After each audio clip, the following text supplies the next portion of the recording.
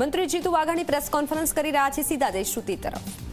માનनीय મુખ્યમંત્રીશ્રીએ નિર્ણય લીધો છે 3440 કરોડ રૂપિયા અંદાજે 5700 કિલોમીટરની લંબાઈ એટલે 5698 થાય છે, એટલે 5700ની આસપાસ અંદાજે લંબાઈ થવાની છે।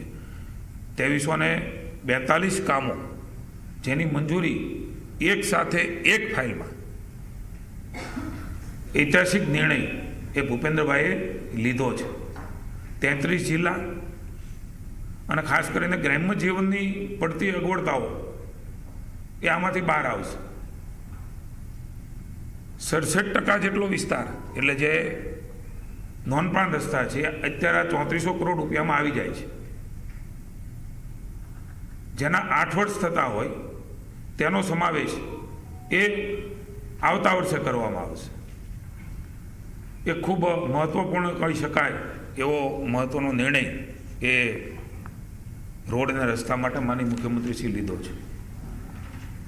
આપ સૌએ પણ હંમેશા જાગૃતતાનું કામ કર્યું છે, રાજ્યની જનતાના પ્રશ્નો ઉઠાવ્યા છે।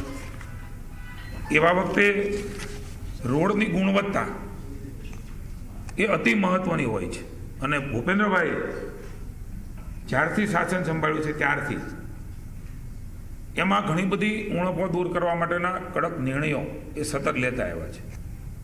ખૂબ મહત્વનો નિર્ણય એ રોડ એન્ડ બિલ્ડિંગ વિભાગ માનનીય મુખ્યમંત્રીશ્રીએ લીધો છે। માત્ર નવા રસ્તા નિર્માણ કરવા એટલા પૂરતું નથી, એની નેટવર્કની ગુણવત્તા પણ જળવાઈ રહે અને સમયસર વૈજ્ઞાનિક પદ્ધતિથી મેન્ટેનન્સ કરવામાં આવે। જે મેન્ટેનન્સની બાબતોમાં હંમેશા ફરિયાદો રહેતી હતી, એનો મહત્વનો નિર્ણય લીધો છે।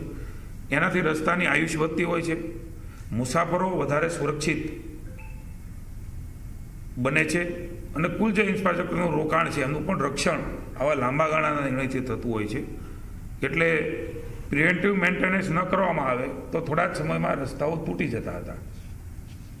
ગંભીર ખામીઓ પણ એની રજૂઆતો પણ અમારા ભારતીય જનતા પાર્ટીના સૌ ધારાસભ્યશ્રીઓ, જિલ્લા પ્રમુખશ્રીઓ, સંસદ સભ્યશ્રીઓ અને આપના મારફત પણ મળતી રહી છે, પ્રતિનિધિઓ દ્વારા મળતી રહી છે, ચાહે કોઈ પણ પક્ષના હોય। રિહેબિલિટેશન અથવા પુનઃનિર્માણની જરૂર એમાં આવશ્યકતા હતી। OPRC output and performance based contract કરવા જઈ રહ્યા છે।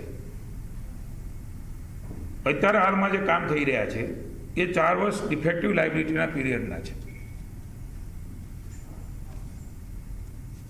એ એમની મેન્ટેનન્સની જોગવાઈ હતી અને એમાં પણ માત્ર રોડ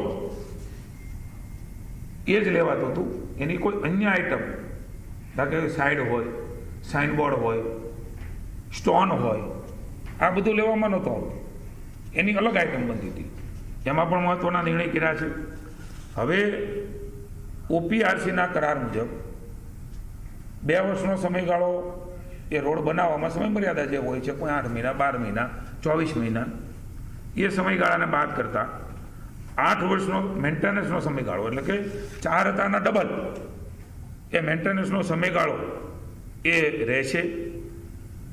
હવે અગાઉ મેન્ટેનન્સ આઇટમ બેઝડ હતો, હવે પરફોર્મન્સ બેઝ મેન્ટેનન્સ કરવામાં આવશે, એટલે કે સંપૂર્ણતઃ એમણે જ મેન્ટેન કરવાનું હશે જે ઇજારાદાર હશે। આ મોડલ હેઠળ ઓથોરિટી દ્વારા રોડ માટે જરૂરી સર્વિસ લેવલ્સ નક્કી કરવામાં આવે છે। આ સર્વિસ લેવલ્સ કોન્ટ્રાક્ટના સમયગાળા દરમિયાન જાળવવાની સંપૂર્ણ જવાબદારી એ કોન્ટ્રાક્ટરની રહે છે। ચૂકવણી પણ કામની માત્રા પર નહીં પરંતુ પરફોર્મન્સ ઇન્ડિકેટર્સના આધારે રહેશે। આ બહુ મહત્વનો સુધારો એ રાજ્યની સરકારે કર્યો છે, જેમાં ડામરની સપાટી, સાઇડ શોલ્ડર, સાઇડ ડ્રેન એટલે કે ડ્રેનેજ નાખીએ છીએ એ, રોડ ફર્નિચર અલગ અલગ સ્ટોન, હેક્ટોમીટર સ્ટોન, રોડ સાઇનેજ, આ બધું જ એમાં રોડ ફર્નિચરમાં આવી જાય છે, એટલે એ જાળવણી કરવાની રહેશે। જે 4 વર્ષની હતી એ અલગથી કોન્ટ્રાક્ટ અપાતા હતા।